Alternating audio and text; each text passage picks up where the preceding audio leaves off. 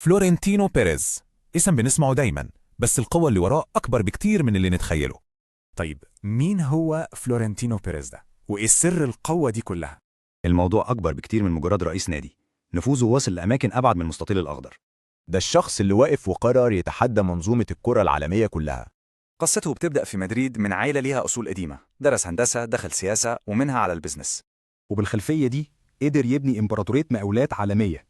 شركته اسمها ACS، ده عملاق مقاولات إسباني هو اللي أسسه ولسه بيديره لغاية دلوقتي. بتدخل أكتر من 40 مليار يورو كل سنة، يعني بنتكلم في قوة مالية جبارة. والفلوس دي كلها كانت هي تذكرة الدخول بتاعته لعالم الكورة. خطته كانت واضحة، وعود كبيرة، نجوم أساطير، وتحويل النادي لبراند عالمي. وهنا بقى كانت النقلة كلها. بيريز حول النادي من مجرد فريق بيكسب لبزنس عالمي ضخم، والنتيجة كانت فورية. الإيرادات نطت أكتر من 50% في أول فترة ليه. بعد ما ساب النادي فترة رجع تاني في 2009، بس المرة دي كان راجع عشان يسيطر تماما.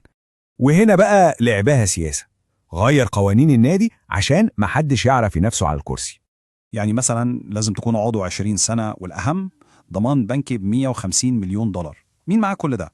ولما ضمن كرسي خلاص بدأ ينفذ أجرأ خطة ممكن حد يتخيلها في الكورة.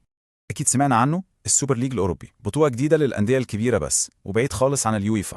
بيريز طلع وقال إن المشروع ده عشان ينقذ الكورة من الإفلاس اللي جاي. يعني المعركة كانت واضحة، الأندية الكبيرة عايزة فلوس أكتر، واليوفا عايز يفضل مسيطر على كل حاجة. بص، ببساطة اليوافا كان بياخد نصيب الأسد من الإيرادات، ودي كانت أصل الخناقة كلها. بس اللي حصل إن المشروع وقع في يومين. ضغط الجماهير والحكومات كان رهيب. بس بيريز مصمم إن الموضوع مخلص، بيقول إن المشروع متجمد بس ومستني اللحظة المناسبة. وده بيسيبنا قدام أهم سؤال في القصة دي كلها، هي الكورة بتاعت مين؟